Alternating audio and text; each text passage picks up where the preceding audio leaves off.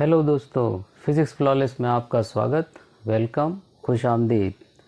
अपने इस चैनल पर हम फिज़िक्स पढ़ेंगे नहीं, फिज़िक्स सीखेंगे।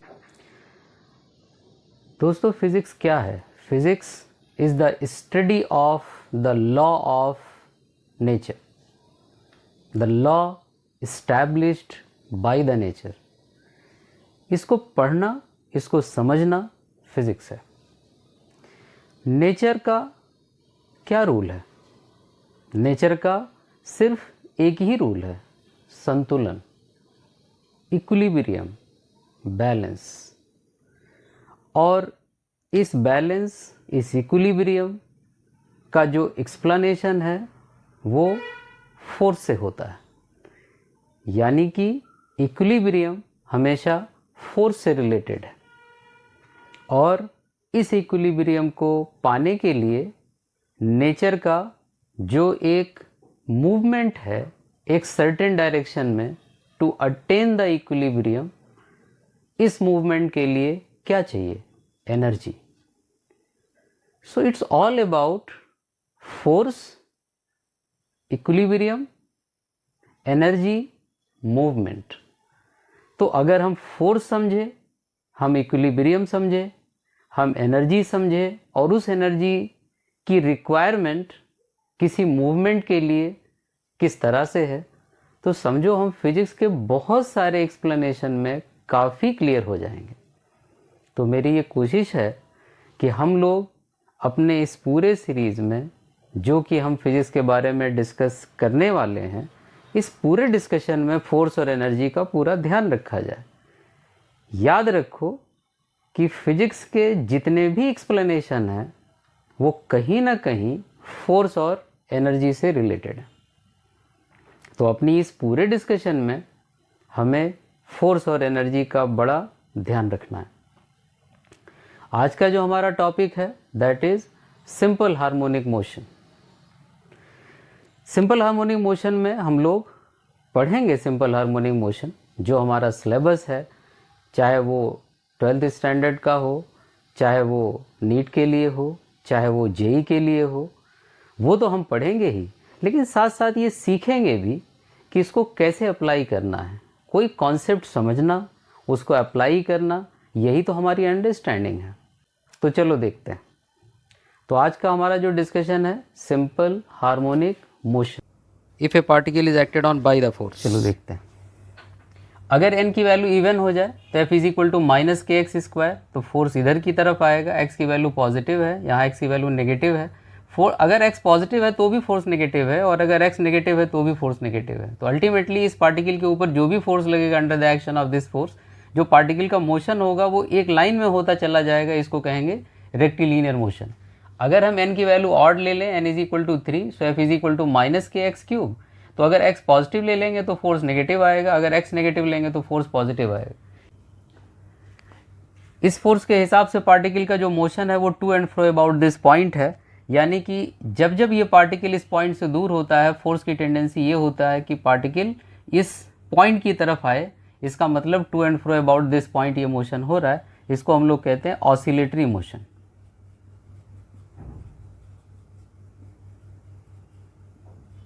ये मोशन ऑसिलेटरी मोशन है।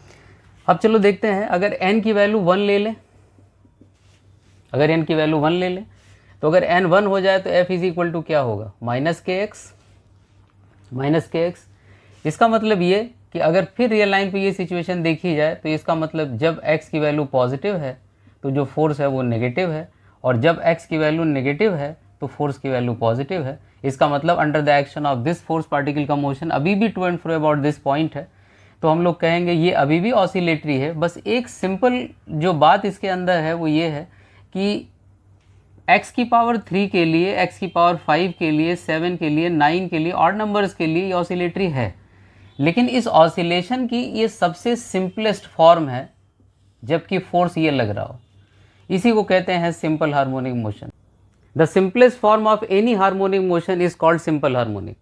ये किसी भी हार्मोनिक मोशन की सबसे सिंपलेस्ट फॉर्म है, जबकि पार्टिकल के ऊपर f is equal to minus k x का फोर्स लगे। हमारा जो डिस्कशन है, हमारा डिस्कशन इसी के ऊपर फोकस्ड है, सिंपल हार्मोनिक मोशन। एक ऐसा मोशन है जो ऑसिलेटरी मोशन की ही एक कंडीशन है, लेकिन जबकि फोर्स अपने सबसे सिंपलेस्ट फॉर्म में होता है, that is simple harmonic motion, और इस पार्टिकल के ऊपर ये फोर्स लगातार लगते रहना चाहिए।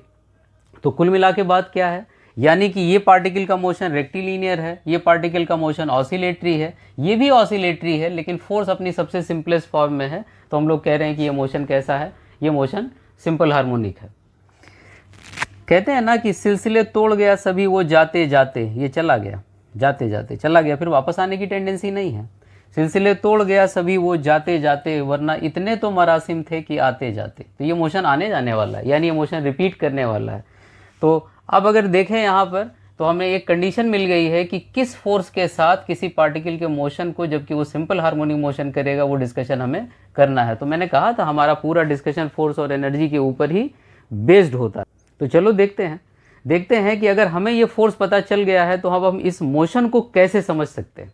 और ये हमेशा ध्यान रखना कि मैं दो अप्रोच लेकर के पैरेलल चलता रहूँगा। एक अप्रोच मैथमेटिकल होगा, मैं कहूँगा ये एक मैथमेटिकल अप्रोच है, और साथ ही साथ मैं कहूँगा कि एक हमारा विजुलाइज करने का भी अप्रोच है।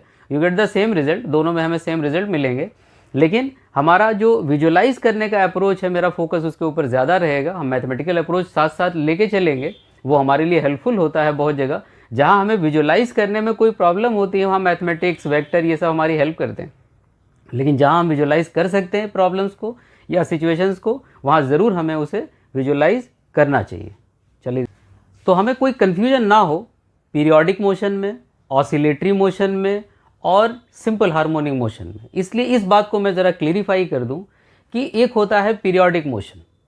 पीरियोडिक मोशन एक रेगुलर इंटरवल ऑफ टाइम के बाद रिपीट होने वाला मोशन होता है। उसमें ना पाथ का कोई रिस्ट्रिक्शन है, ना कोई फोर्स का रिस्ट्रिक्शन है, यानी पाथ कैसा भी हो सकता है, फोर्स लग भी सकता है, नहीं भी लग सकता है। एक होता है ऑसिलेटरी मोशन। ऑसिलेटरी मोशन में फोर्स हो भी सकता है, नहीं भी हो सकता है। पाथ का एक रिस्ट्रिक्शन है उसके अंदर कि मोशन को to and fro about a fix point होना चाहिए। स्ट्रिक्टली पाथ कैसा हो ये नहीं देखना है, लेकिन थोड़ा बाउंडेशन है कि जो मोशन है वो to and fro about a fix point होना चाहिए। अगर हम बात करें सिंपल हार्मोनिक की, तो सिंपल हार्मोनिक मोशन एक बहुत ही रिस्ट्रिक्टेड मोशन है, जहां पार्टिकल के ऊपर लगातार F = -kx का फोर्स होना चाहिए, और साथ ही साथ जो पार्टिकल का मोशन है उसके पाथ की भी एक रिस्ट्रिक्शन है कि पार्टिकल के एम्पलीट्यूड छोटे होने चाहिए, और साथ ही साथ वो काफ़ी हद तक लीनियर होने चाहिए। तो इस तरह से अगर हम कहें तो ये भी एक कैटेगरी है, जबकि हम इस मोशन को और अच्छी तरह समझ सकते हैं कि periodic motion, oscillatory motion, simple harmonic motion, इन तीनों को हमें क्लेरिफाई कर लेना चाहिए। तो चलो देखते हैं।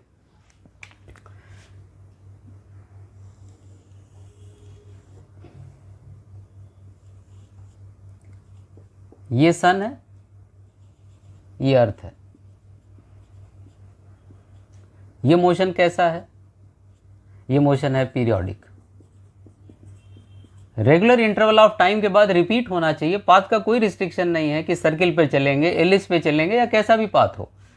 अगर हम लोग कहते हैं एक पेंडुलम बनाएं, पेंडुलम बनाते ही हमारे ध्यान में ये बात आ जाती है कि इसका तो मोशन सिंपल हार्मोनिक होता है, लेकिन ऐसा नहीं है। मैंने कहा पाथ का भी एक रिस्ट्रिक्शन है। मान लो ऐसे, अगर ये एक बड़े एम्पलीट्यूड पर चला जाए तो to and fro about a fix point ये मोशन है, और ये मोशन कैसा है? ऑसिलेटरी है। ऑसिलेटरी एम्पलीट्यूड बड़े हैं, यहां पर लार्जर एम्पलीट्यूड है, लार्जर एम्पलीट्यूड, लार्जर एम्पलीट्यूड। यही स्मॉलर एम्पलीट्यूड हो जाए तो पार्टिकल का मोशन SHM हो जाए।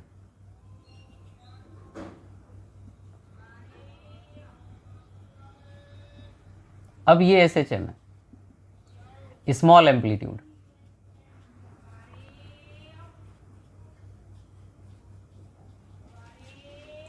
तो अब ये एग्जांपल मैंने थोड़ा जानबूझ के लिए कि हम और क्लेरिफाई कर सके। नॉर्मली हम समझते हैं कि पेंडुलम के साथ जो मोशन होता है वो सिंपल हार्मोनिक ही होता है, लेकिन ऐसा नहीं है। अगर इसी सिंपल पेंडुलम में एम्पलीट्यूड बड़े हो जाए तो ये मोशन ऑसिलेटरी होगा but not simple harmonic. Oscillatory होगा but not simple harmonic. Simple harmonic होने के लिए जो एम्पलीट्यूड है वो छोटे होने चाहिए, यानी यहाँ का जो एंगल होना चाहिए काफ़ी कम होना चाहिए, तब हम कहेंगे ये SHM है। यानी सिंपल पेंडुलम हमेशा SHM नहीं करता। सिंपल पेंडुलम को SHM करने के लिए एक रिस्ट्रिक्शन है कि ये काफ़ी हद तक छोटे एम्पलीट्यूड होने चाहिए, करीब करीब ये पाथ लीनियर होना चाहिए। तो हम लोग ये बात कह सकते हैं कि एक मोशन है पीरियोडिक मोशन, एक है ऑसिलेटरी मोशन और एक है सिंपल हार्मोनिक मोशन। ये दोनों एग्जाम्पल एक जैसे ना लगे, इनका डिफरेंस हमें ज़रूर समझना चाहिए। यहाँ पर एम्पलीट्यूड बड़े बड़े हैं, मतलब मेरे पास एक पेंडुलम है, मैं उसको बड़े एम्पलीट्यूड से छोड़ देता हूँ तो मोशन कैसा होगा, ऑसिलेटरी। लेकिन उसी पेंडुलम को अगर मैं छोटे एम्पलीट्यूड से छोड़ता हूँ तो मोशन कैसा होगा, तब मोशन सिंपल हार्मोनिक होगा। तो कहने का मतलब ये है कि हमें ये बात दिमाग में रखनी चाहिए कि हमारा जो SHM है उसमें जो हमारा मोशन है वो काफ़ी रिस्ट्रिक्टेड है, यानी वहाँ फोर्स पर भी एक रिस्ट्रिक्शन है, वहाँ पाथ पर भी एक रिस्ट्रिक्शन है, जबकि हमारे ऑसिलेटरी मोशन में हमारे पाथ की कोई रिस्ट्रिक्शन नहीं है, पार्टिकल कैसे भी चल सकता है। लेकिन साथ ही साथ ये कंडीशन होना चाहिए कि to and fro about a fix point होना चाहिए। इस फिक्स पॉइंट के दोनों तरफ जाए, पार्टिकल कैसे भी जा सकता है, ऐसे जाए या पार्टिकल ऐसे ऐसे करके चला जाए दोनों तरफ, तो भी ये मोशन ऑसिलेटरी ही होगा। तो पीरियोडिक एक बड़ा सेट है, ऑसिलेटरी उसका सबसेट है और SHM उसका भी सबसेट है। यानी कि कोई मोशन अगर SHM है तो पक्का पीरियोडिक और ऑसिलेटरी होगा ही होगा। कोई मोशन अगर ऑसिलेटरी है तो ये गारंटी नहीं है कि SHM होगा, हाँ वो पीरियोडिक ज़रूर होगा। कोई मोशन अगर पीरियोडिक है, it may be oscillatory, it may be SHM, लेकिन ज़रूरी नहीं है कि ये मोशन ऑसिलेटरी भी हो और या फिर ये SHM भी हो। लेकिन अगर कोई मोशन SHM है तो ये पक्का है कि वो ऑसिलेटरी भी है और वो पीरियोडिक भी है। ओके, चलो अब ज़रा हम अपनी फोर्स वाली बात पर वापस लौटते हैं, देखते हैं ये फोर्स हमें कहाँ तक ले जा सकता है। तो चलो देखते हैं। If a particle is acted on by this kind of force like F is equal to minus kx, तो क्या हम ये कह सकते हैं कि ma is equal to minus kx? Newton's law लगा दिया, न्यूटन सेकेंड लॉ। अच्छा देखो, एक्सीलरेशन को लिखने का एक तरीका और होता है v dv बाई dx। अभी मैं मैथमेटिकल अप्रोच पे हूँ, कोई कन्फ्यूजन नहीं, मेरे पास इसके और तरीके हैं जिससे हम इसको विजुलाइज करेंगे और हम फिर दोबारा उसके ऊपर जाएंगे। एक्सीलेशन को दो तरह से लिख सकते हैं, याद रखें एक्सीलेशन को लिखने के दो तरीके हैं। एक तरीका टाइम डेरिवेटिव का है, that is dv by dt, और एक पोजीशन के साथ लिखा जाता है, that is v dv by dx, दोनों अप्लाई होता है। तो चलो अगर मान लो लिख दिया एक्सीलेशन को v dv बाई dx, तो यह आ जाएगा माइनस kx। तो यहाँ से हम लोग क्या कह सकते हैं, यहाँ से हम लोग कह सकते हैं mv dv is equal to minus kx dx, और हम इसे इंटीग्रेट कर दें दोनों तरफ, इसे हम दोनों तरफ इंटीग्रेट कर दें। लिमिट्स हमें पता है कि अगर पार्टिकल अपना मोशन कर रहा होगा, मान लो इसी तरह से अगर अपना दिमाग में यही रख लो, अगर पेंडुलम को ही दिमाग में रखो कि चलो इसका मोशन SHM होता है, तो इसी चीज़ को सोचते रहें। ये इक्विलिब्रियम है, यहाँ वेलोसिटी सबसे ज़्यादा होती है, एक्सट्रीम है, यहाँ पर वेलोसिटी क्या होती है, 0, और यहाँ पर वेलोसिटी क्या होती है, मैक्सिमम, जब पार्टिकल ऐसे जा रहा होता है। तो कहने का मतलब ये है कि हमारे पास जो लिमिट है, अगर हम x कहाँ से लेते हैं, हमेशा इक्विलिब्रियम से। तो जब x की वैल्यू यहाँ पर इस जगह पर अगर हम कोई पोजीशन x लेते हैं तो हमारी वेलोसिटी, एक जनरल पॉइंट लेते हैं, तो कोई वेलोसिटी हमारे लिए क्या होगी, v। और जब हम ये बात कहें कि नहीं, जब हम यहाँ पहुँच जाते हैं तो हमारा x कितना हो जाता है, a, तो हमारी वेलोसिटी क्या हो जाती है, 0। इसका मतलब ये कि जब हम किसी जनरल पोजीशन पर होते हैं तो हमारी वेलोसिटी v होती है, जब हम a पर यानी एक्सट्रीम पर होते हैं तो हमारी वेलोसिटी 0 होती है। तो लिमिट यही देख के लगाएंगे दोनों तरफ। इसको अगर हम यहाँ से सॉल्व कर लें तो हमें जो मिलेगा रिलेशन यहाँ पर इस जगह पर, अच्छा ये जो k मैंने लिखा है, इस k को हम लोग ऐसे कह सकते हैं, k बाई m जो हमारे लिए है यहाँ पर, वो क्या है, वो है ओमेगा स्क्वायर। ये इंटेंशनली लिया हुआ एक कांस्टेंट है, ये हमने जानबूझकर लिया है, हमें मालूम है कि ये हमें ऐसा कांस्टेंट क्यों लेना चाहिए, आगे चल के मैं उसको क्लेरिफाई करूँगा। तो क्या इस बात को ऐसे लिख दिया जाए, v dv, ये इधर k बाई m इधर चला जाएगा तो ओमेगा स्क्वायर बन जाएगा। तो फाइनली जो रिलेशन हमारे पास होगी वो plus minus omega under root a square minus x square. ये हमारे v की रिलेशन होगी, एक जनरल वेलोसिटी हमारे पास है। अच्छा सोचो, अगर हमारे पास ये वेलोसिटी है तो वेलोसिटी को हम चाहें तो dx बाई dt लिख दें, तो यहाँ से आ जाएगा ये dx बाई dt, इधर आ जाएगा प्लस माइनस ओमेगा और under root a square minus x square, ऐसा लिख सकते हैं इस तरह। और अगर यहाँ से इसको देखें और इसको सॉल्व करें तो ये रिलेशन कुछ इस तरह आएगी कि dx upon under root a square minus x square is equal to plus minus omega dt। और फिर इसको अगर हम इंटीग्रेट कर दें इस तरह, फिर हम इसे इंटीग्रेट कर दें, तो हमारे पास इसकी एक जनरल रिलेशन आ जाएगी कि हम 0 से x पे गए, यहाँ से 0 से लेकर के t पे गए। मान लो हम 0 से x पे गए और टाइम हमारा 0 से लेकर t है, तो ये साइन इनवर्स में आएगी रिलेशन। यानी फाइनली अगर हम इसको सॉल्व करें तो ये रिलेशन कुछ इस तरह की होगी, x is equal to plus minus a sine omega t, इस तरह की एक रिलेशन। ऐसी एक रिलेशन आएगी। तो इस मैथमेटिकल अप्रोच में हमें ज़्यादा सोचने की ज़रूरत है नहीं, मतलब हम लिख सकते हैं इस तरह, लेकिन ये है कि फाइनली दिमाग में कुछ ऐसा रखें कि ऐसी रिलेशन आएगी। अभी ज़्यादा इसके ऊपर हमें नहीं सोचना है। मैंने कहा मैथमेटिकली हम कर सकते हैं, लेकिन ज़रूरत नहीं है कोई इस मैथमेटिकल अप्रोच में जाने की। मेरे पास एक फोर्स था तो मैंने इसको लिख दिया, लेकिन मैं अभी भी ये बात सजेस्ट कर रहा हूँ कि हमारे पास इसको पहुँचने के और भी रास्ते हैं, बल्कि वो विजुलाइज़ करने के और बहुत अच्छे रास्ते हैं, और फिर हमें उसको वैसे ही देखना चाहिए। तो हम इसको वैसे ही विजुलाइज करेंगे। हाँ, एक मैथमेटिकल अप्रोच थी तो मैंने लिखी। पॉसिबिलिटी है कि अगर आपके पास फोर्स है तो आप फोर्स से कहाँ कहाँ जा सकते हैं, पार्टिकल की वेलोसिटी निकाल सकते हैं, पार्टिकल का एक्सीलरेशन पता कर सकते हैं। इस तरह की कोई भी कंडीशन है हमारे पास, अगर मैं यहाँ पे ऐसे ही लिखता इस रिलेशन को, जैसे m a is equal to k x, तो अगर मैं इसको ऐसे लिख दूँ यहाँ पर कि ए इज इक्वल टू माइनस के बाई एम इंटू एक्स, और के बाई एम मैंने कहा ओमेगा स्क्वायर है, तो एक्सीलरेशन की रिलेशन होगी माइनस ओमेगा स्क्वायर एक्स। तो देखो एक्सीलरेशन भी आ गया, एक्सीलरेशन पता है, वेलोसिटी पता है, पोजीशन पता है, मैथमेटिकली हम ये सब कुछ कर सकते हैं। और अभी मैंने यहाँ पर काइनेटिक एनर्जी नहीं लिखा है, तो चाहो तो kinetic energy k is equal to half m v square लिखेंगे, काइनेटिक एनर्जी आ जाएगा। K is equal to potential energy लिखना होगा तो हाफ के एक्स स्क्वायर लिख दें, पोटेंशियल एनर्जी आ जाएगी। नहीं लिख रहा हूँ, लेकिन ये बात ज़रूर है कि मेरे पास फोर्स है तो ये सारी अप्रोच है मेरे पास, यहाँ तक मैं पहुँच सकता हूँ और ये सारे कैलकुलेशन मैं कर सकता हूँ। तो मेरे पास फोर्स है तो मैं यहाँ से एनर्जी पे पहुँच सकता हूँ, यहाँ से मैं पार्टिकल की डिस्प्लेसमेंट लिख सकता हूँ, पार्टिकल का एक्सीलरेशन लिख सकता हूँ, पार्टिकल की वेलोसिटी लिख सकता हूँ। लेकिन फिर भी मैं ये कह रहा हूँ, ये एक मैथमेटिकल अप्रोच था तो हमने ये किया, लेकिन हमेशा ये ध्यान रखो कि मैंने कहा मैं एक पैरेलल लेकर के वो चल रहा हूँ, कि अगर हमारे पास विजुलाइज करने का भी कोई तरीका हो तो हम उसको पैरेलल विजुलाइज करते रहें। तो ज़रा विजुलाइज करने का भी तरीका देखो, इसमें से कोई किसी को सुपरसीड नहीं करेगा। एक मैथमेटिकल अप्रोच चलता रहेगा, साथ साथ विजुलाइज करने का अप्रोच चलता रहेगा, जिसमें इजी फील करना उसके साथ रहना, छोड़ना दोनों नहीं है। कहीं पर हमें ये मैथमेटिकल अप्रोच ये हेल्प करेगा कि जब हम सिचुएशन को विजुलाइज नहीं कर पाएंगे तो उन जगहों पर हमारा ये मैथमेटिकल अप्रोच हमारे बहुत काम आएगा। ओके, चलो देखते हैं।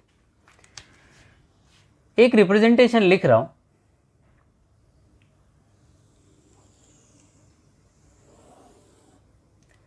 मान लो कि एक पार्टिकल है जो एक सर्कुलर पाथ में चल रहा है, सर्कुलर पाथ में, जबकि उसकी जो रेडियस है वो ए है। ए रेडियस के एक सर्कुलर पाथ में एक पार्टिकल चल रहा है ऐसे, जबकि उसकी जो स्पीड है वो कांस्टेंट है, v is equal to constant. याद रखें ये वेलोसिटी नहीं है, स्पीड है, तो पार्टिकल की जो स्पीड है वो कांस्टेंट है। तो इस कांस्टेंट स्पीड से ये पार्टिकल चल रहा है इसके अंदर। ज़रा एक चीज़ ध्यान देना कि जब ये पार्टिकल इस सर्कुलर पाथ में चल रहा होगा, इस सर्कुलर पाथ में चल रहा होगा, तो इस पार्टिकल से अगर इस डायमीटर पर एक परपेंडिकुलर ड्रॉप करते जाएं और उसका फुट देखें, तो मान लो पार्टिकल यहाँ है तो फुट ऑफ द परपेंडिकुलर यहाँ है, पार्टिकल यहाँ पे होगा तो फुट ऑफ द परपेंडिकुलर यहाँ होगा ना, यहाँ होगा तो यहीं होगा। ये यहाँ आ जाए तो फुट ऑफ द परपेंडिकुलर यहाँ, यहाँ पर तो इस जगह, यहाँ पर यहीं, यहाँ पर होगा तो फुट ऑफ द परपेंडिकुलर यहाँ होगा। यानी अगर देखें जब ये पार्टिकल अपना एक पीरियड पूरा करता है तो उतनी देर में हमारा ये जो फुट ऑफ द परपेंडिकुलर यानी ये जो पॉइंट है ये भी अपना एक पीरियड पूरा करता है। कैसे? पहले ये जाता है ऊपर की तरफ, पहले ये किधर जा रहा है? ऊपर। जब ये ऊपर जा रहा है तो ये भी ऊपर जा रहा है, ऐसे गया ऊपर, ऐसे गया ऊपर। फिर जब ये नीचे आ रहा है तो ये नीचे आ रहा है, फिर जब ये और नीचे आ रहा है तो ये और नीचे आ रहा है, और जब ये ऊपर जा रहा है तो फिर ये ऊपर जा रहा है। जितनी देर में इसका पीरियड पूरा होता है उतनी देर में इसका भी एक पीरियड पूरा होता है। अच्छा, अब इसमें और इसमें फ़र्क देखो, ये सिर्फ पीरियोडिक है, लेकिन इसका जो मोशन है वो इस फिक्स पॉइंट के दोनों तरफ है, इस फिक्स पॉइंट के दोनों तरफ है। तो कैसा हुआ? ऑसिलेटरी। पीरियोडिक भी है और ऑसिलेटरी भी है। अब ज़रा दूसरी कंडीशन देखो, पीरियोडिक है और ऑसिलेटरी है। अब अगर हम इसी के साथ साथ ये बात कहें कि अगर हम ये भी इसमें प्रूफ कर ले जाएं कि पीरियोडिक है, ऑसिलेटरी है और उस रूल को फॉलो करता है जो एसएचएम के लिए ज़रूरी है, तो इसका मतलब इस पार्टिकल के मोशन को हम सिंपल हार्मोनिक मोशन कह सकते हैं। ज़रा देखो कैसे। मान लो कि अगर ये पार्टिकल इस जगह पर है तो इस पार्टिकल का अगर मैं डिस्प्लेसमेंट लिखूं, यहाँ से चलना शुरू करे t इज इक्वल टू 0 और यहाँ पर पहुँचा t पर, तो यहाँ से कितने एंगल से रोटेट हुआ हमारा पार्टिकल? थीटा से, और थीटा को ओमेगा टी लिख सकते हैं। इसका मतलब ये कि जो डिस्प्लेसमेंट है इस पार्टिकल का यहाँ तक, ये डिस्प्लेसमेंट कितने के बराबर आएगा? ए कॉस थीटा, और ये चीज़ क्या होगी? A sine theta.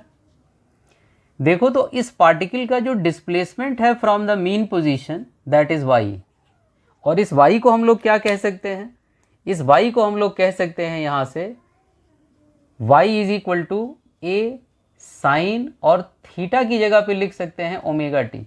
तो y is equal to a sine omega t, that is the displacement equation. तो देखो y is equal to a sine omega t, that is the displacement equation of this point, जो कि associated है इस particle के साथ। जितना इसका वर्टिकल डिस्प्लेसमेंट है उतना ही इस पॉइंट का भी होगा, that is y is equal to a sine omega t. अच्छा तो देखो ये हम उसी जगह पहुंच गए ना, x is equal to a sine omega t relation लिखी थी, यहाँ y पे आ गया, मतलब वो चीज़ हम y एक्सिस पे देख रहे हैं और कोई इसमें डिफरेंस नहीं है। तो इसका मतलब इस पार्टिकल का मोशन पीरियोडिक है, लेकिन इसके साथ जो एसोसिएटेड पॉइंट है उसका जो मोशन है वो कैसा है, ना सिर्फ पीरियोडिक है बल्कि साथ साथ ऑसिलेटरी है, और ऑसिलेटरी के साथ साथ ये क्या है, SHM, यानी इस पॉइंट का मोशन कैसा हो गया, SHM। अब देखें तो हमारे पास SHM को विजुलाइज करने के और भी तरीके थे, फिर हमने SHM को विजुलाइज करने के लिए ऐसा कॉम्प्लिकेटेड रास्ता क्यों चुन लिया? ऐसा इसलिए क्योंकि यहाँ एक बहुत इंपॉर्टेंट चीज़ है जो अगर हम समझे तो समझो हम ऑसिलेशन और वेव पूरा समझ गए। वो तरीका ये है कि देखो इस पॉइंट का जो मोशन है वो लीनियर है, और जब ये इक्वेशन लिखी जाती है तो इसमें एक आर्गुमेंट लिखा जाता है। ये चीज़ अगर देखा जाए तो आर्गुमेंट क्या है, बेसिकली एक एंगल है, इसी को तो थीटा कह रहे हैं। तो देखो तो इस सर्किल का एक सबसे बड़ा फायदा ये होगा कि ये आर्गुमेंट विजुलाइज करना हमें आ जाएगा हमेशा। जब जब ये इक्वेशन लिखी होगी तो ये आर्गुमेंट क्या चीज़ है वो हम तुरंत समझ जाएंगे, क्योंकि ये मोशन वैसे तो लीनियर है, लेकिन इस पॉइंट के साथ एसोसिएटेड पार्टिकल को जब हम यहाँ पर देखेंगे तो हमेशा इस एंगल तक पहुँच जाएंगे। यानी इस इक्वेशन में आर्गुमेंट को विजुलाइज करना हमारे लिए बहुत आसान हो जाएगा, और यही हम लोग चाहते हैं। एक्चुअली ये जो आर्गुमेंट है ये फेज है, ये बहुत इंपॉर्टेंट क्वांटिटी है। अगर हम इस क्वांटिटी को समझ गए या इस एंगल को विजुलाइज करना सीख गए तो समझ लो हम वेव में बहुत सारी बातें जान गए, तो समझ लो हम ऑसिलेशन में बहुत सारी बातें जान गए। जो मैक्सिमम क्वेश्चन है वो एक्चुअली इसी से रिलेटेड है। हमारे ऑसिलेशन और वेव का जो हमारा कॉन्सेप्ट है उसका एक सबसे बड़ा जो पार्ट है वो सबसे ज़्यादा इसी से ऊपर रिलेटेड है। यानी जो हमारे ऑसिलेशन का सबसे मेजर डिस्कशन होता है या हमारी वेव का जो सबसे बड़ा डिस्कशन है वो किसके ऊपर बेस्ड है, वो इसी आर्गुमेंट के ऊपर, यानी इसी फेस के ऊपर बेस्ड है। तो चलो समझते हैं कि ये फेस क्या होता है। फेस क्या होता है, देखो एक्चुअल में जो साइन का आर्गुमेंट होता है वही फेज होता है। तो जब जब मुझे ये फेज देखना होगा तब तब मैं ये देख लिया करूँगा कि ये जो पॉइंट है वो इस जगह पर है, तो इसके साथ एसोसिएटेड जो पार्टिकल हमने सोचा है उस पार्टिकल ने इस रेफरेंस लाइन के साथ कितना एंगल बना लिया, जो एंगल बना लिया वही फेज है, करेक्ट। इस रेफरेंस लाइन के साथ हमारे इस रोटेट करने वाले पार्टिकल ने जो एंगल बना लिया होगा वो एंगल हमारे इस SHM वाले पार्टिकल का फेज कहलाएगा। तो हम फेज समझ गए। वैसे अगर डिफाइन करने की बात करें कि फेज क्या होता है, तो फेज को अगर हम डिफाइन करते हैं तो सिर्फ ये कह देते हैं कि एक क्वांटिटी है, phase is the quantity which describes the displacement and direction of motion, position and direction of motion of the particle simultaneously. यानी फेज एक ऐसी क्वांटिटी है जो साइमल्टेनियसली किसी पार्टिकल की पोजीशन और उसका डायरेक्शन ऑफ मोशन दोनों डिस्क्राइब करता है। ये तो एक डेफिनेशन वाली बात हुई, लेकिन हमेशा ये बात याद रखो कि फेज का मतलब कुछ और नहीं बल्कि इस रोटेट करने वाले पार्टिकल का एंगुलर डिस्प्लेसमेंट है इस रेफरेंस लाइन के साथ। बस ये बात समझ गए तो समझ लो फेज समझ गए। अब उसकी इंपॉर्टेंस देखो क्या है, चलो वो भी देखते हैं। इंपॉर्टेंस ये है कि जब कभी भी हमें ये इक्वेशन लिखनी होगी उसमें टाइम के रेफरेंस का बड़ा रोल होगा। टाइम के रेफरेंस का बड़ा रोल होगा। वो कैसे? क्योंकि जो साइन का आर्गुमेंट है वो लिखा जाएगा जब से आपने टाइम स्टार्ट किया तब से लिखा जाएगा। इसका मतलब ये है कि साइन के उस आर्गुमेंट में अगर हम यहाँ पर टाइम जब से स्टार्ट करेंगे वो लिखेंगे तो जो पहले का एंगल ट्रेवल हो जाएगा, हमें पूरा एंगल चाहिए। बात फिर से रिपीट करता हूँ, जब हम ये इक्वेशन लिख रहे होते हैं तो ये जो हमारा डिस्प्लेसमेंट आता है, जो हम ये इक्वेशन लिख रहे हैं, ये डिस्प्लेसमेंट कहाँ से है? From the mean position. तो अगर मान लो पार्टिकल का मोशन मीन से स्टार्ट ना हो करके कहीं और से स्टार्ट होता है तो साइन के आर्गुमेंट के अंदर हमें कुछ चेंजेस करने होंगे। यानी कि पार्टिकल ने अपना मोशन कहीं से भी स्टार्ट किया हो, लेकिन जो आर्गुमेंट है वो आर्गुमेंट रेफरेंस लाइन से ही लिखा जाना है। तो अगर आर्गुमेंट रेफरेंस लाइन से लिखा जाना है तो इसका मतलब ये कि हमें इस जगह पर ये जो फेज़ है उसमें कुछ ऐड करना पड़ेगा, जबकि हमारा टाइम का रेफरेंस मीन के अलावा कहीं से स्टार्ट होगा। मेरी बात क्लियर है? रिपीट करता हूं कि हमेशा जब हम ये डिस्प्लेसमेंट देखते हैं तो ये डिस्प्लेसमेंट हमेशा मीन पोजीशन से होता है। तो जो साइन का आर्गुमेंट है, इस आर्गुमेंट को भी हमेशा इस रेफरेंस लाइन से लिखना है। तो अगर इस रेफरेंस लाइन से लिखना है तो हमेशा ये ध्यान रखना पड़ेगा कि टाइम का रेफरेंस कहाँ पर है, क्या वो रेफरेंस हमारा इस रेफरेंस लाइन से लिखा गया है या कहीं और से। अगर कहीं और से लिखा गया है तो वो एंगल हमें ला करके इसके अंदर इंट्रोड्यूस करना पड़ेगा। चलो देखो कैसे कैसे इसको मॉडिफाई करते हैं। मान लो थोड़ी देर के लिए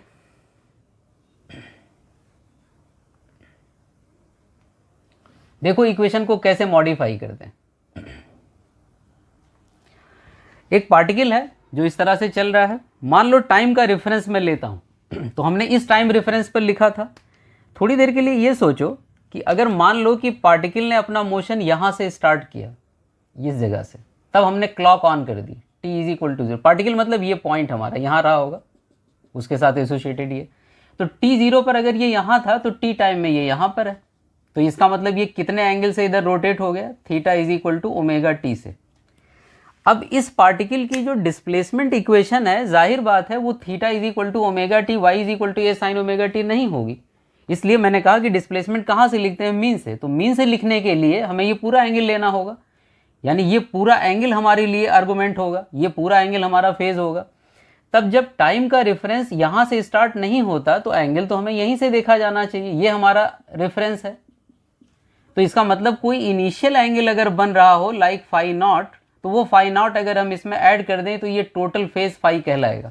यानी कि इसकी इक्वेशन में अगर हम देखें तो इस इक्वेशन में हमें लिखना चाहिए था y is equal to A sine phi, ये लिखना चाहिए, तब हमें डिस्प्लेसमेंट मिल जाएगा। एक्चुअली यही फेज है, ये हमारा फेज कहलाएगा, ये फेज है। साइन का जो आर्गुमेंट होता है वही फेज होता है। लेकिन अब देखो टाइम का रेफरेंस बदलने से क्या फर्क पड़ गया। टाइम का रेफरेंस बदलने से ये फर्क पड़ा कि थीटा तो हमने ट्रेवल किया है टी टाइम में, और उसके साथ साथ जो इनिशियली एंगल बना हुआ था टाइम के स्टार्ट होने के पहले पहले इस रेफरेंस लाइन के साथ, वो इंट्रोड्यूस करना पड़ेगा। अगर नहीं करेंगे तो ये वाई हमारा मीन पोजीशन से नहीं आएगा। तो कहने का मतलब अब हमारी जो जनरल इक्वेशन होगी वो क्या होगी, ए साइन थीटा की जगह ओमेगा टी और plus phi not, that is the general equation of SHM. ये एसएचएम की जनरल इक्वेशन होगी। तो ध्यान से देखो तो फेज का रोल समझ में आ जाएगा। यानी कि हमें इसीलिए फेज का ध्यान रखना होता है और इसी के लिए हमें टाइम का रेफरेंस ध्यान रखना। अब इस बात को ऐसे समझ लो कि हमारे लिए इस बात की बहुत इंपॉर्टेंस है कि टाइम का रेफरेंस कहाँ से है। यानी कि कोई पार्टिकल सिंपल हार्मोनिक मोशन कर रहा है, मेरे हाथ में स्टॉप वॉच है, अब उस पार्टिकल की डिस्प्लेसमेंट इक्वेशन क्या होगी ये इस बात पर डिपेंड करेगा कि मैं स्टॉप वॉच को कब ऑन करता हूँ। स्टॉप वॉच को मैं जहां से ऑन करता हूं, टाइम का जो रेफरेंस है वहीं से शुरू हो जाता है। टाइम तो हम वहां से स्टार्ट करते हैं, लेकिन एंगल हमें कहां से देखना होता है, फेज हमें कहां से देखना होता है। फेज हमें देखना होता है इनिशियल रेफरेंस लाइन के साथ। तो इसीलिए हमें वो इनिशियल फेज उसमें ऐड करना पड़ता है और इसी के हिसाब से हमारी इक्वेशन मॉडिफाई होती रहती है। इसीलिए हम कभी भी एसएचएम में इक्वेशन देखते हैं तो y is equal to A sine omega t, y is equal to a cos omega t, y is equal to A sine omega T plus pi by 6, ऐसी इक्वेशंस आती। कंफ्यूज होने की ज़रूरत नहीं है। इन सब का मतलब एक क्या है, इन सब का सिर्फ एक ही मतलब है कि अगर sine y is equal to A sine omega t के साथ कोई एंगल ऐड हो रहा है, इसका मतलब पार्टिकल ने अपना जो मोशन स्टार्ट किया है वो इक्विलिब्रियम से नहीं किया। अगर पार्टिकल अपना मोशन इक्विलिब्रियम से स्टार्ट करेगा तो इक्वेशन सिर्फ होगी y is equal to A sine omega T. और इसके अलावा अगर पार्टिकल ने अपना मोशन मीन पोजीशन के अलावा किसी भी पॉइंट से स्टार्ट किया है, यानी हमने टाइम क्लॉक या हमने स्टॉप वॉच वहां से ऑन की है जबकि वो पार्टिकल इक्विलिब्रियम पे नहीं था, तो हमारी जो इक्वेशन है वो मॉडिफाई हो जाएगी और फिर वो y is equal to A sine omega t नहीं होगी, बल्कि y is equal to A sine omega T plus phi not, where phi not is the initial phase. Correct. तो चलो देखते हैं डिफरेंट फेज के लिए, चलो इक्वेशंस लिखते हैं। जैसे इस बात को ऐसे समझो,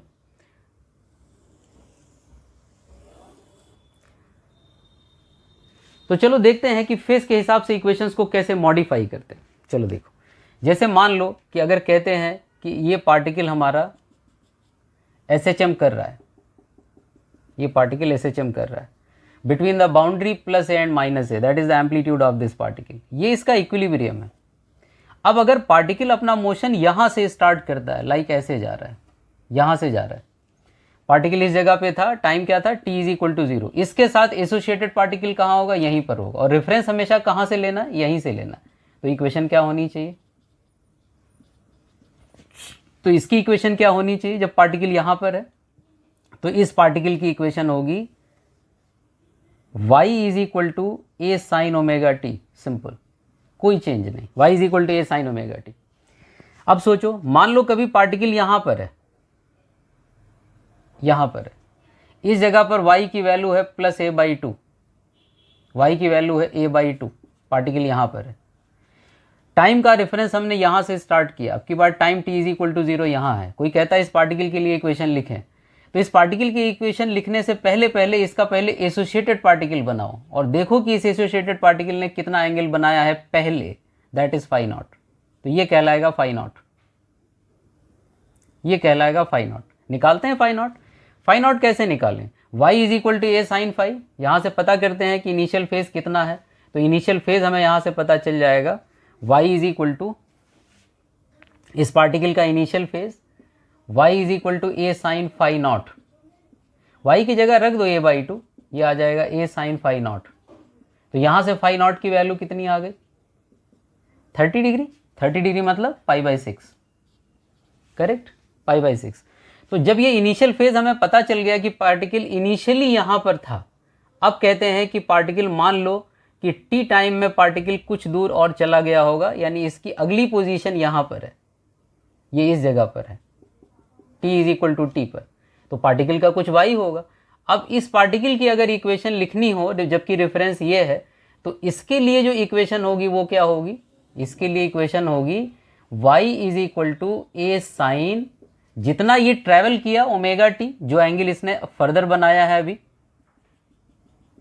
ये एंगल कितना इसने ट्रैवल किया, theta is equal to omega T, और पहले था कहाँ पर, यहाँ पर, तब टाइम क्या था, t इज इक्वल टू 0, अब t is equal to t पर यहाँ है, तो इक्वेशन क्या होगी, ए साइन ओमेगा टी और प्लस क्या होगा, फाई नॉट, फाई नॉट, जहां पर फाई नॉट की वैल्यू हम निकाल चुके हैं। तो इस पार्टिकल के लिए अब इक्वेशन क्या हुई, y is equal to A sine omega T और plus pi by 6, plus pi by 6।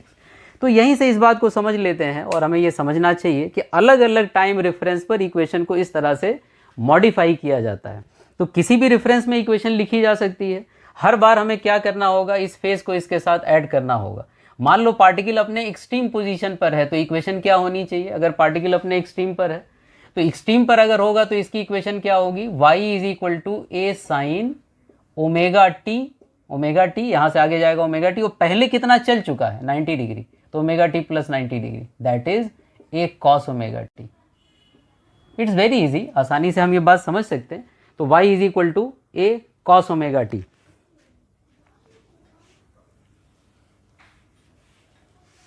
अगर पार्टिकल यहां पर है तो इक्वेशन क्या होनी चाहिए, y is equal to A sine, और यहां पे क्या होगा, ओमेगा टी और प्लस क्या होना चाहिए, 90 डिग्री।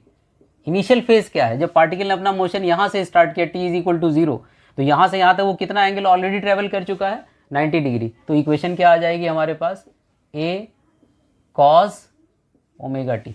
पार्टिकल की जो इक्वेशन है उसको हम अलग अलग टाइम रेफरेंस में लिख सकते हैं। यानी ये बात सबसे ज़्यादा इंपॉर्टेंट है कि हमने टाइम को कहाँ से मेज़र करना शुरू किया, और उसी के हिसाब से ये इक्वेशन लिखी जाएगी हमेशा, अपने फेस को मॉडिफाई करते हुए, करेक्ट। तो चलो देखते हैं, अब फिर फेस के ऊपर बात करते हैं। पहले हम फेस को एकदम क्लियर करते हैं, फिर आगे बढ़ते हैं। चलो फिर फेस से रिलेटेड एक क्वेश्चन करते हैं। मान लो कोई ये कहता है कि two particles are executing SHM, आराम से इसको सुन लेना क्वेश्चन को। Two particles are executing SHM with same amplitude and time period. They are crossing each other at half of the amplitude in opposite direction. What will be the phase difference between these two particles? अगर ये हमारा question है तो इसको pause करना, question को एक बार फिर सुनना, और सुनने के बाद में एक बार ट्राई करना। ओके, तो चलो देखते हैं। हम फेज डिफरेंस निकालते हैं। फेज डिफरेंस के लिए पहले फेज समझ में आना चाहिए, और फेज मैंने कहा हमेशा क्या होता है, उस पॉइंट के साथ एसोसिएटेड पार्टिकल देखते रहो कि वो पार्टिकल रेफरेंस से कितना एंगल बनाता है, दैट इज फेज। तो चलो देखो, मान लो अगर ये कह रहे हैं कि पार्टिकल एक दूसरे को क्रॉस कर रहे हैं हाफ ऑफ द एम्पलीट्यूड पर अपोजिट डायरेक्शन में। देखो मान लो यहाँ हाफ ऑफ द एम्पलीट्यूड यहाँ, ये हमारे लिए ओरिजिन है, ये मान लो प्लस ए है, तो पार्टिकल कहाँ पे क्रॉस कर रहे हैं एक दूसरे को क्रॉस कर रहे हैं हाफ ऑफ द एम्पलीट्यूड पर अपोजिट डायरेक्शन में। एक इधर जा रहा है और दूसरा पार्टिकल किधर जा रहा है, एक इधर जा रहा है और दूसरा पार्टिकल देखो इधर आ रहा है, अपोजिट डायरेक्शन में क्रॉस कर रहे हैं। अब जरा पहले इनके फेज समझो क्या होते हैं। ये पार्टिकल ऊपर जा रहा है, हमेशा कहाँ से देखते हैं, इस रेफरेंस लाइन के साथ। इसके साथ एसोसिएटेड पार्टिकल निकालना है, तो ये पार्टिकल यहाँ होगा और इसका एसोसिएटेड पार्टिकल यहाँ होगा, ये वापस लौट रहा है ना। तो अब अगर देखो तो ये जो हमारा एसोसिएटेड पार्टिकल है ये इधर जा रहा है और ये जो एसोसिएटेड पार्टिकल है हमारा ये एसोसिएटेड पार्टिकल इधर आ रहा है। दोनों पार्टिकल मैंने बना लिए। अब इसका पहले फेज अगर देखें कि इसका फेज पहले पता करो, तो इसका फेज कितना होगा, वही y is equal to A sine phi से फेज निकाल लें। y is equal to A sine phi 1, y की जगह रख दो a by 2 a sine phi 1 और यहाँ से निकाल देंगे वैल्यू हम, तो हमें पता चल जाएगा कि फाई 1 की वैल्यू 30 डिग्री है, दैट इज पाई बाई 6, यानी ये एंगल कितना हो गया 30 डिग्री। इसी तरह से हम ये वाला एंगल पता कर सकते हैं कि साइन का जो दूसरा एंगल होता है वो दूसरा एंगल वही वैल्यू कब देता है। अगर यहाँ से देखें तो 180 में से माइनस कर लो या यहाँ ला करके रख लो, साइन की यहाँ दो वैल्यूज आ जाएंगी ना, 30 और 150 आएगी। तो चाहो तो यहीं से देख के निकाल दो, नहीं तो मैं यहाँ देख के निकालता हूँ, दोनों वैल्यूज बराबर ही आनी। यहाँ से देखो तो ये एंगल अगर 30 है तो ये भी 30 होगा, अगर ये 30 होगा तो ये वाला एंगल कितना आएगा, यहाँ से लेकर के यहाँ तक वाला ये एंगल होगा 150 ना, यानी साइन 150 पर भी a बाई 2 देगा, साइन 30 पर भी a बाई 2 देगा। इसकी दो वैल्यूज होंगी। मैंने वहां से मैथमेटिकली नहीं निकाला, यहाँ से विजुलाइज करके निकाल लिया। अब जरा सोचो, पूछते हैं फेज डिफरेंस कितना है, तो इसका फेज कितना हो गया फाई 1, इसका फेज कितना हो गया फाई 2, तो इन दोनों का डिफरेंस क्या है, इन दोनों का जो डिफरेंस है वो कितने के बराबर होगा, डेल्टा फाई। तो इनका जो डेल्टा फाई होगा वो हो जाएगा phi 2 difference phi 1, that is 150 minus 30, that is 120 degree, या आप कह सकते हैं 2 पाई बाई 3। ये तो कई बार ये कंफ्यूजन हो जाता है कि अपोजिट डायरेक्शन में जा रहे हैं तो फेज डिफरेंस 180 डिग्री होगा, लेकिन ऐसा नहीं है। फेज डिफरेंस हमेशा देखा जाएगा जब उनकी पार्टिकल की पोजीशन हम कर लेंगे, फिर हम एंगल देखेंगे। सिर्फ बात अपोजिट की नहीं है, अगर यही पार्टिकल अपोजिट डायरेक्शन में इक्विलिब्रियम पे क्रॉस करते तो फेज डिफरेंस कितने का आता है, 180 डिग्री का। लेकिन कहाँ पे क्रॉस कर रहे हैं, पोजीशन यहाँ a बाई 2 की है, तो फेज डिफरेंस कितने के बराबर आ रहा है, 2 पाई बाई 3 या 120 डिग्री के बराबर, करेक्ट। तो चलो फेज को कंटिन्यू रखते हुए एक क्वेश्चन और लिखते हैं। एक पार्टिकल है, अपना मोशन एग्जीक्यूट करता है, simple harmonic motion. If A particle execute simple harmonic motion, if A particle execute simple harmonic motion with time period t time period है उसका, सिंपल हार्मोनिक मोशन एग्जीक्यूट करता है। फिर क्वेश्चन ये है उसके साथ कि find out the time taken by the particle to reach at the extreme position from half of the amplitude, to reach at the extreme position from the half of the amplitude, यानी particle half of the amplitude से extreme position तक पहुंचने में कितना time लेता है। अच्छा सवाल है, फेज समझने में हमारी हेल्प करेगा, इक्वेशन को लिखना हमें आ जाएगा। तो एक बार इसको ट्राई करो और फिर देखो। तो चलो हम लोग देखते हैं। कह रहे हैं कि एक पार्टिकल है जो अपना मोशन एग्जीक्यूट करता है सिंपल हार्मोनिक। मैं ऐसे लिखता हूँ, मान लो simple harmonic motion particle execute करता है और उसकी जो बाउंड्रीज हैं वो ये हैं, यानी पार्टिकल प्लस ए से ले करके माइनस ए के बीच में अपना मोशन करता है। अब हाफ ऑफ द एम्पलीट्यूड का मतलब, यानी इस जगह पर x की वैल्यू 0, मैंने इस बार मोशन को x में लिखा, x इज इक्वल टू 0 है और यहाँ पर क्या है, x is equal to plus A by 2, correct, और यहाँ क्या है प्लस ए। अब देखो ज़रा, पार्टिकल की बात हो रही है कि पार्टिकल यहाँ से यहाँ जाने में कितना टाइम लेता है, यहाँ से यहाँ जाने में पार्टिकल कितना टाइम लेता है। देखो मैं इस क्वेश्चन को कई तरह से लिखता हूँ और फेज समझने की कोशिश करते हैं। देखो फेज का रोल क्या है, इस क्वेश्चन से हम फेज लिखना जान जाएंगे, इक्वेशन का क्या रोल है ये समझ जाएंगे, टाइम का रेफरेंस समझ जाएंगे, तो एक बहुत ही ब्यूटीफुल, तो एक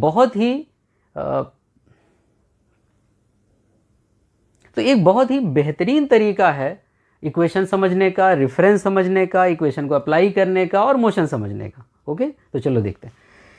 x is equal to plus A by 2, यहाँ से यहाँ का टाइम निकालना है। तो एक मेरा सीधा सवाल होगा कि अगर हम डायरेक्टली ये काम करना चाहते हैं कि हम t इज इक्वल टू 0 पर यहाँ थे और अब हमें टी पर यहाँ पहुँचना है और ये टाइम हमें पता करना है। ये एक सीधा सवाल है, जैसा हमारा क्वेश्चन है उसका सीधा आंसर ये। देखो कैसे, पहले इस रेफरेंस पर इक्वेशन लिखते हैं, पहले इस रेफरेंस पे इक्वेशन लिखो। देखो a/2 है तो इनिशियल फेज कितने के बराबर आएगा, इसका इनिशियल फेज पहले देखो, x is equal to a sine phi not. इससे देखते हैं, x की जगह रखो a/2, वही चीज़ रिपीट कर रहा हूँ, इससे पहले जो हम लोग डिस्कस कर चुके। तो यहाँ से फाई नॉट की जो वैल्यू आ गई वो कितने के बराबर आ गई, π/6 या 30 डिग्री, ये आ गई, करेक्ट। अब इस टाइम रेफरेंस की इक्वेशन क्या होनी चाहिए, इस टाइम रेफरेंस की हमारे लिए जो इक्वेशन होगी वो इक्वेशन क्या होगी, x is equal to a sine omega T और प्लस π/6, ये इस टाइम रेफरेंस की इक्वेशन।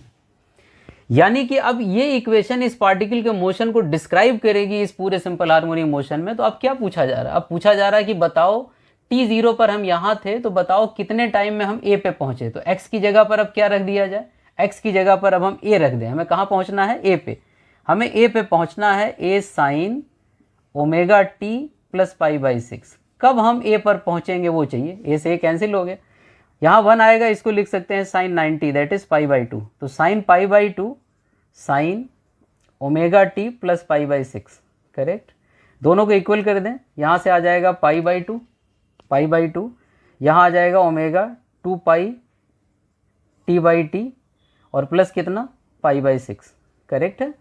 इसको इधर लेके आ जाओ तो कितना मिल जाएगा, ये आ जाएगा 2π t/t is equal to π/2 minus π/6 ना, π/2 माइनस π/6, ये कितना हो गया, ये हो गया 6, 2 3 जा 6, 3π और माइनस पाई ना, इसका मतलब आ जाएगा 2π, 2 3 जा 6 तो 3π और यहाँ 6 था ही, एलसीएम लिया, यहाँ पाई मतलब 2π। एक तरह से ये कितना आ जाएगा, ये आ जाएगा π/3, करेक्ट। तो 2π t/t इज इक्वल टू π/3, पाई से पाई कैंसिल होगा, तो यहाँ से हमें रिजल्ट क्या मिला, यहाँ से हमें रिजल्ट मिलेगा t is equal to t/6, correct. यानी कि इस पार्टिकल को यहाँ से यहाँ पहुँचने में कितना टाइम लगेगा, t/6, करेक्ट। अब देखो कितना आसान बात थी ये कि अगर हम इस रेफरेंस पर इक्वेशन लिखें तो डायरेक्टली हम आंसर पर पहुँचेंगे, एक तरीका हमारे पास ये। अब ज़रा एक दूसरी बात देखो, इस बात को समझते रहना, मैंने डायरेक्ट सवाल लगाया, जो क्वेश्चन था उसके हिसाब से रेफरेंस ले लिया। अब देखो एक दूसरी चीज़ करता हूँ, मान लो मैं ये नहीं करना चाहता, मैं इसकी जगह पर ये करूँ कि मैं इस रेफरेंस पर इक्वेशन ना लिख करके इक्वेशन को मीन से ही लिखता हूँ। मान लो अगर मुझे मीन के लिए इक्वेशन लिखना है, इक्वेशन लिखना भी हमें आ जाएगा, फेज भी आ जाएगा। अगर हम इस रेफरेंस पे टाइम स्टार्ट करते हैं, अब हम इस बात को छोड़ देते हैं कि हमने टाइम यहाँ से स्टार्ट किया, यहाँ से नहीं किया, हमने टाइम को यहाँ से स्टार्ट किया, तब t इज इक्वल टू 0 पर पार्टिकल यहाँ था, इस जगह पर। ये पता करते हैं particle half of the amplitude तक कब पहुँचा, ये पता करते हैं। t कैसे पता चलेगा, इसके लिए पहले इक्वेशन लिखें। तो इस रेफरेंस के लिए इक्वेशन क्या होगी, जब हम इक्विलिब्रियम पर होते हैं तो इक्वेशन क्या होती, a sine omega t, phi not इसमें कुछ होता नहीं। अब यहाँ से यहाँ पहुँचने का मतलब a/2 a sine omega T, इसका मतलब इधर कितना आ जाएगा, हाफ, साइन 30 हाफ होता है, तो इधर आ जाएगा 30 डिग्री और इधर आ जाएगा ओमेगा टी। 30 डिग्री मतलब π/6, ये आ जाएगा 2π t/t। तो यहाँ से क्या पता चलता है, t is equal to t/12। लो एक आंसर और आ गया, ये भी हमारा एक क्वेश्चन हो सकता था कि इक्विलिब्रियम से हाफ ऑफ द एम्पलीट्यूड पहुँचने का टाइम कितना होता है, t/12। तो जब हम t/12 में यहाँ पहुँचे तो सोचो यहाँ से यहाँ तक जाने का टोटल टाइम क्या होता है, t/4। पार्टिकल का जाना आना पूरा टाइम पीरियड t है, तो यहाँ से यहाँ तक गए t/4, यहाँ से यहाँ तक आए t/4, टोटल हो गया t/2, फिर गए t/4, फिर गए t/4, दोनों ऐड हुआ फिर t/2, तो टोटल टाइम t आ गया। यानी इक्विलिब्रियम से एक्सट्रीम तक जाने का टाइम कितना है, t/4। तो अगर इक्विलिब्रियम से एक्सट्रीम तक जाने का टाइम t/4 है और यहीं पे t/12 लग चुका है, तो ये वाला टाइम कितना हुआ, ये जो इंटरवल आएगा ये कितने के बराबर होगा, t/4 minus t/12 that is t/6। देखो हम फिर उस आंसर पर पहुंच गए, क्लियर है बात ही। तो ये भी एक कहने का तरीका हो सकता था कि अगर हम टाइम चाहें तो इस तरह भी निकाल सकते हैं। चलो एक दूसरी चीज़ देखो, मान लो कि अगर मैं ये कह दूं कि हम पार्टिकल की ये जो इक्वेशन है, इस इक्वेशन को एक्सट्रीम के रेफरेंस में लिखना चाहते हैं, यानी हम टाइम का रेफरेंस यहाँ से लेंगे, t इज इक्वल टू 0 पर पार्टिकल यहाँ था। अब पार्टिकल यहाँ से यहाँ तक जाने का जितना टाइम लेगा उतना ही यहाँ से यहाँ तक आने का भी लेगा। अगर मैं ये वाला टाइम निकाल दूँ तो भी वो टाइम इसके इक्वल होगा। अब इस रेफरेंस की इक्वेशन लिखो, इस रेफरेंस की इक्वेशन क्या होगी, x is equal to A sine omega T, और पार्टिकल कहाँ पर है, ऑलरेडी एक्सट्रीम पर है, तो एंगल कितने का बना लिया होगा उसने, 90 डिग्री का। इनिशियल एंगल कितने का होगा, उस सर्किल वाले पाथ से सोचो, पार्टिकल एक्सट्रीम पर है तो इस वाले पार्टिकल ने कितना एंगल ट्रेवल कर लिया होगा, 90 डिग्री। इक्वेशन क्या होगी, ए कॉस ओमेगा टी।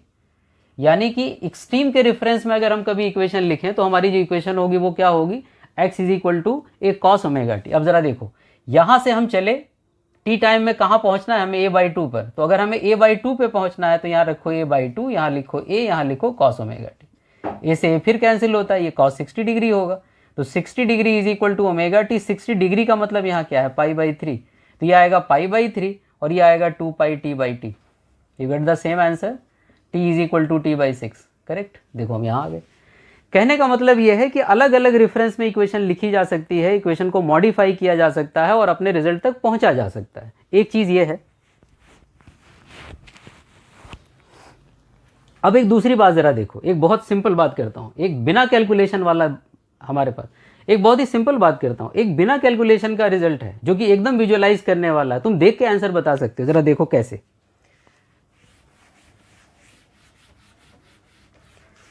एक बहुत ही बेहतरीन तरीका है, विजुलाइज कर लिया और सीधे आंसर तक पहुंच गए। एक बहुत ही बेहतरीन तरीका है कि विजुलाइज कर लिया और सीधे आंसर तक पहुंच गए, एकदम मैजिकल। जरा देखो, एकदम मैजिकल। जरा देखो क्वेश्चन क्या था, क्वेश्चन था कि एक पार्टिकल बताएं कि particle half of the amplitude से एक्सट्रीम तक पहुंचने में कितना टाइम लेता है। देखो ये क्वेश्चन था, समझना बात को, कोई कैलकुलेशन नहीं, विजुलाइज करो सिर्फ। एक पार्टिकल है जो कांस्टेंट v से चल रहा है ना सर्किल में, कांस्टेंट v से चल रहा है सर्किल में, तो ये पार्टिकल कांस्टेंट v से चलेगा तो हर एंगल ट्रेवल करने में बराबर टाइम लेगा, हर एंगल ट्रेवल करने में बराबर टाइम लेगा। देखो जरा, एक क्वाड्रेंट को ट्रेवल करने में कितना टाइम लेगा, यहां से यहां तक जाते हो पूरा टाइम पीरियड t है, तो 4 क्वाड्रेंट बन गए इसमें। तो यहाँ पे अगर इसका time t is equal to 0 है तो यहाँ तक जाने का टाइम कितना होगा, t/4। अब इस क्वाड्रेंट में जरा सोचो कि इस क्वाड्रेंट को अगर मैं ऐसे डिवाइड कर दूं 3 पार्ट में, ये पार्ट कितने कितने के हैं, 30 डिग्री, 30 डिग्री और 30 डिग्री। देखो कोई कैलकुलेशन नहीं, थोड़ा विजुलाइज करो, सीधे आंसर तक पहुंच जाओ। करना क्या है हमें करना ये था कि जब ये 30 डिग्री पे था, 30 डिग्री पे था, तब फेज कितने का था, इनिशियल फेज इसका क्या था, 30 डिग्री, तभी तो a/2 था। तो जब 30 डिग्री का फेज था और इसको जाना कहाँ पर है, यहाँ पर जाना है, 90 डिग्री वाले फेज पे पहुंचना है। तो जब ये बराबर एंगल ट्रेवल करने में बराबर टाइम लेता है तो 30 डिग्री ट्रेवल करने में कितना टाइम लेगा, t/12, t/12, यहाँ पहुंचेगा 3t/12, दैट इज t/4। तो सीधे आंसर पे पहुंच गए ना। यहाँ से यहाँ तक का टाइम कितना लगा है, t/12। अभी तो हमने निकाला था कि हाफ ऑफ द एम्पलीट्यूड तक पहुंचने का टाइम क्या था, t/12। और अभी क्या कह रहे हैं, हाफ ऑफ द एम्पलीट्यूड से एक्सट्रीम तक जाने का टाइम कितना, t/12 प्लस t/12, दोनों ऐड कर दो और हमारा आंसर है t/12 और plus t/12 is equal to t/6। कोई कैलकुलेशन नहीं है, सिर्फ विजुलाइज कर लिया और सीधा आंसर लिख दिया। कोई कैलकुलेशन नहीं, सिर्फ विजुलाइज किया और आंसर लिख दिया। तो विजुलाइज करने का यही फायदा है कि physics is all about understanding. हमें एक बार समझना है और समझ करके उसे अप्लाई कर देना, और जैसे ही हम उसे अप्लाई करना सीख गए वैसे समझ लो physics is very easy. Correct. तो इस तरह से हमने ये जान लिया कि फेज का इन इक्वेशंस में क्या रोल है, और बहुत बार हम इसको विजुलाइज करके बहुत अच्छी तरह से अपनी इक्वेशंस को समझ सकते हैं, इक्वेशन को लिख सकते हैं, क्वेश्चन को बहुत अच्छी तरह से कर सकते हैं। तो हमारे इस पूरे वीडियो में, हमारे इस पूरे डिस्कशन में मैंने ये कोशिश की कि हम ना सिर्फ SHM को समझें, पीरियोडिक ऑसिलेटरी SHM को समझें, बल्कि साथ ही साथ हम इस फेज की इंपॉर्टेंस को समझें और फेज को अप्लाई करना सीखें। फेज के हिसाब से इक्वेशन कैसे लिखी जा सकती है, टाइम रेफरेंस का क्या रोल है इस मोशन में। अगर हम ये सारी बातें समझ रहे हैं तो समझ लो हम SHM की ना सिर्फ इक्वेशन लिखना समझ रहे हैं, बल्कि हम उसको विजुलाइज करना भी सीख गए। और किसी भी तरह से हम प्रॉब्लम में कभी भी जब उसे सॉल्व करेंगे, कभी भी हम किसी प्रॉब्लम के अंदर हम कभी भी जब हम सॉल्व कर रहे होंगे अपनी प्रॉब्लम्स को, कभी भी हमें दिक्कत नहीं आएगी और हमें ऐसा लगेगा कि जैसे अगर हम फेज समझ गए तो समझ लो हमने बहुत कुछ समझ लिया है। और मैं ये एश्योर करता हूँ कि फेज जानने के साथ साथ SHM समझना आसान होगा, और आगे चल करके वेव में तो हमें इतनी आसानी होगी कि हमें लगेगा कि जैसे हम सब कुछ पहले ही पढ़ के आ चुके हैं। तो मैं इसको अपनी सक्सेस समझता हूँ कि अगर कोई हमारे इस पूरे वीडियो को देख करके अपने आप को SHM में पहले से ज़्यादा कॉन्फिडेंट पाए तो समझ लो हम सक्सेसफुल हुए। तो चलो मिलते हैं फिर अपने नेक्स्ट वीडियो में।